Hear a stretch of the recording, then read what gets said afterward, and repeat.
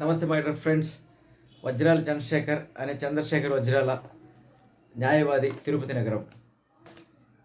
మీకందరికీ కనుమ పండుగ శుభాకాంక్షలు. ఈ 3 రోజులు భోగి, సంక్రాంతి, కనుమ పండుగలు చేసుకొని మీరు ఆనందోత్సవాలతో మునిగి తేలుతున్నారని నేను అనుకుంటున్నాను. మిత్రులారా, ఈ సందర్భంగా గత 10 రోజుల్లో జరిగిన తిరుపతి నగరంలో కొన్ని సంఘటనలను మీ ముందు ఉంచుతున్నాను. దానిలో ముఖ్యమైనది 9వ తారీఖు తిరుపతి నడిబొడ్డున ఒక పెద్ద హోర్డింగ్ వెలిసింది అన్నమయ్య సర్కిల్లో. అదేంటంటే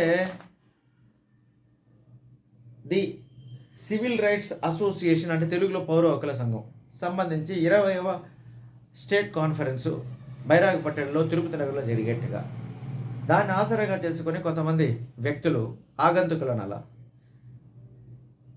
ఒక పెద్ద హోర్డింగు, ఆ హోర్డింగ్లో నేషనల్ ఎంబ్లమ్ అంటే జాతీయ చిహ్నం. ఈ ఎంబ్లమ్ చూస్తూనే మనకు 3 తలల సింహము కనిపించని వెనుక భాగంలో మరొక సింహం తల భాగం ఉంటుంది.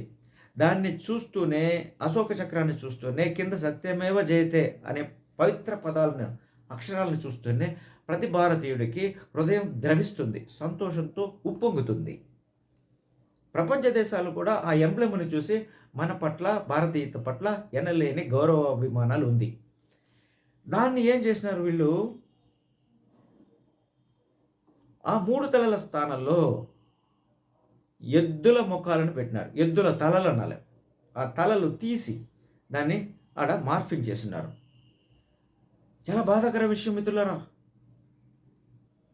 దాని కింద మధ్య భాగంలో అంటే అశోక చక్రం ఉంటుంది, 24 స్పోక్స్, అది దానికంటే ఎక్కువ పెట్టేస్తున్నారు.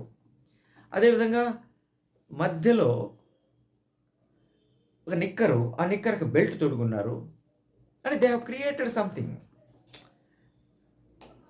అంటే సమాజంలో ఏదో ఒక చెడ్డని తెలియజేయటానికి దాని కింద సత్యమేవ జయతే స్థానంలో సత్యమేవ పరాజయతే అనే పదాలను ముద్రించినారు. మార్ఫ్డ్ అంటే సింహం తల భాగాల్లో ఎద్దుల, ఆవుల ముఖాలను, అంటే ఆవుల తలను మార్పు చేయటము ఈ విధంగా చేసినారు. అదేవిధంగా కింది భాగంలో కుడి సైడు వాళ్ళు చిత్రీకరించిన దాంట్లో, వాళ్ళ బొమ్మ వేసిన దాంట్లో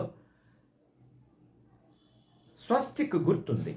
స్వస్తిక్ గుర్తేంది చూడండి. ఈ పక్క కుడి సైడ్ తీసుకుంటే ఎవరో ఒక వ్యక్తి తుపాకీతో కాలుస్తున్నాడు. ఇలా చాలా విషయాలు దాంట్లో ఉంది. Illegally printed, tarnishing the image of India. ఈ పని చేసి దీనిలో ఎవరు A1 అండ్ A2ని అరెస్ట్ చేసినారు. A3 ఎస్కేప్డ్, అతన్ని కూడా రిమాండ్ తీసుకోవాల్సింది. తర్వాత తెలిసిన విషయం అంటే ఇంకా చాలామంది వ్యక్తులు ఉంటారు, వాళ్ళంతా కస్టడీలోకి తీసుకుంటారని. A1 ఇది FIR నంబర్ 31 ఆఫ్ 2026. ఇది రాజద్రోహం కింద మరియు నేషనల్ ఎంబ్లమ్ని మార్ఫింగ్ చేసిన దానివల్ల కమ్యూనిటీలో, భారత సమాజంలో, తిరుపతి, ముఖ్యంగా తిరుపతి నగరంలో ఎక్కడ లేని భయభ్రాంతుల్ని ప్రజల మధ్య సృష్టించేదానికి ఇటువంటి పెద్ద హోర్డింగ్ని ఏర్పాటు చేసినారు. దీన్ని చూస్తూనే కొంతమంది జాతీయవాదులు అక్కడికి చేరుకున్నారు, అన్నమయ్య సర్కిల్ దగ్గరికి. దాన్ని నిరసించినారు. కానీ ఆ సమయంలో ఎవరైతే వీళ్ళున్నారు, A1 అండ్ A1 వచ్చి కలికిరి క్రాంతి చైతన్య అలియాస్ క్రాంతి. ఈయన age about 60 years, senior citizen. To our utter surprise, ఈయన సీనియర్ న్యాయవాది. We respect him. Number 2 D అంటే దుగ్గినేని మోహన్ కృష్ణ అనే మోహన్. ఈ ప్రస్తుతానికి ఇద్దరు. ఏమనండి A2. ఇదేంది దీన్ని చూస్తేనే నేను ఆశ్చర్యపోయినాను. I was stunned. Kranthi Chaitanya అనే ఆయన ఒక పేరుందట, సీనియర్ అడ్వకేటు. ఒక అడ్వకేట్గా, చట్టం తెలిసిన ఒక అడ్వకేట్గా ఇటువంటి పని చేయవచ్చా? నేను అంటాను, ఒక న్యాయవాదిగా సాటి న్యాయవాదికి ఏదైనా అన్యాయం జరిగినా, ప్రమాదం జరిగినా, సమాజంలో ఇంకేదైనా అన్టువర్డ్ ఇన్సిడెంట్ జరిగినా అటువంటి వారికి సంఘీభావాన్ని నేను మొదటి వరుసలో ఉంటాను తెలియజేసేదానికి. కానీ ప్రతిదానికి నేను మాలంటోళ్ళు పోరు. ఇప్పుడు దీనికి ఏం సంఘీభావం తెలియజేసేది? He did a crime against our sovereignty. National ఎంబ్లమ్ని మార్పు చేస్తున్నాడు. నేనంటాను, చట్టం తెలిసిన వ్యక్తిగా నిజంగా క్రాంతి చైతన్య గారు మీరు దీని వెనక ఉంటే మాత్రం మీ హస్తం ఉంటే మేము ఖండిస్తున్నాం. మీరు తప్పు చేసినారు. You are against the government, you are against the society. మీరు ఈ విధంగా చేయకూడదు. తెలియనోడు చేసినాడంటే వాడికి తెలియదు, చట్టం గురించి తెలియదు, తప్పు చేసినాడు అని మనం అనుకోవచ్చు. మీకు అన్నీ తెలుసు కదా.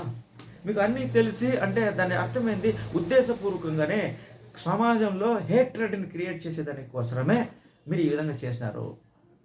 దీనివల్ల పేరు రాదు, చెడ్డ పేరు వస్తుంది. మై డియర్ కేకేసి, మీరు సీనియర్ న్యాయవాది ఈ విధంగా చేయకూడదు. నేను మరీ పదే పదే నేను అంటాను. నేను వజ్రాల చంద్రశేఖర్ వజ్రాల ఏపీ బార్ కౌన్సిల్ ఎన్నికలు ఫిబ్రవరి 13వ తేదీన జరగబోతుంది. నేను పూర్తిగా క్యాంపెయినింగ్లో ఉన్నాను. నా తిరుపతి టౌన్లో ఈ విధంగా జరిగింది. నా తోటి సీనియర్ న్యాయవాది ఈ విధంగా చేసినాడు. నేను ఈ ఎన్నికల కోసం మీరు చేసిన తప్పుని నేను ఖండించకుండా ఉంటే నేను కూడా తప్పు చేసినోడనే. సుభాష్ చంద్రబోస్ అన్నాడు, జాతీయ నాయకుడు సుభాష్ చంద్రబోస్, సమాజంలో ఏదైనా తప్పు జరుగుతూ ఉంటే నీవు గమ్మునుంటే నువ్వు కూడా తప్పు చేసినట్టే. మంచివాళ్ళ మౌనము ఈ సమాజానికి పెద్ద ప్రతిబంధకం అన్నాడు. తప్పు చేస్తే మేము ఖండిస్తాం.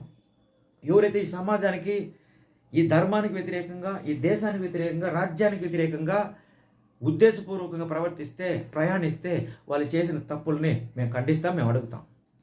నాకు ఎలక్షన్ ఉంది కదా అని నేను గప్చుప్పునుంటే న్యాయవాదిగా, చట్టం చేసిన వ్యక్తిగా నా ధర్మం నన్ను చూసి నవ్వుతుంది. నా ధర్మాన్ని నువ్వు విమర్శించినావు. This is absurd, this is unfair on your part, my dear కేకేసి.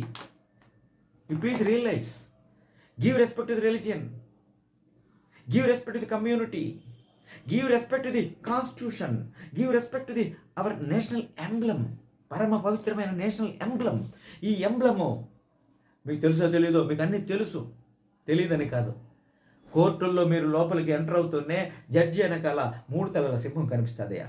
ఆ చైర్లో ఆయన కూర్చుంటాడు. అంటే we give respect the judge means ఆ సింహాన్ని చూసి మనం చేతులది దండం పెడతాం.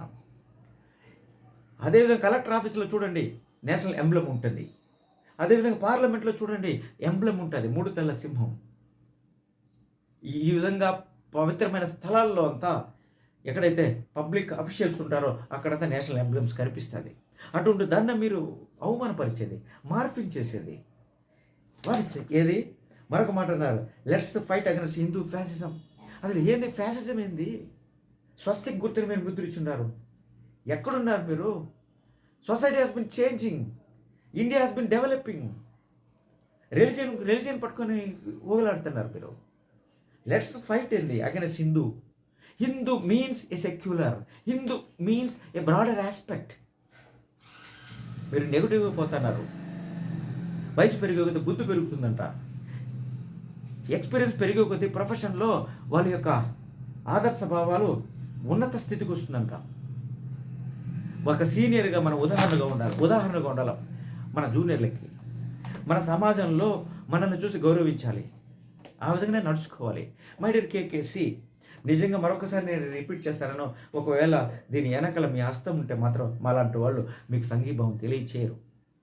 మీరు తోటి న్యాయవాది కావచ్చు, 1800 పైచీలకు అడ్వకేట్లు ఉన్నారు ఇక్కడ, అందరూ మాట్లాడాలి దీని మీద. కొంతమందికి విషయం తెలియలేదు, ఎందుకు ఈయన జైల్లో ఉన్నాడు క్రాంతి చైతన్య గారు. కొంతమంది వచ్చి మాట్లాడుతున్నారు, వాళ్ళకి విషయం తెలియక వచ్చి మాట్లాడుతున్నారా? ఇది ఎఫ్ఐఆర్ 31/2026 ఈస్ట్ PS తిరుపతి.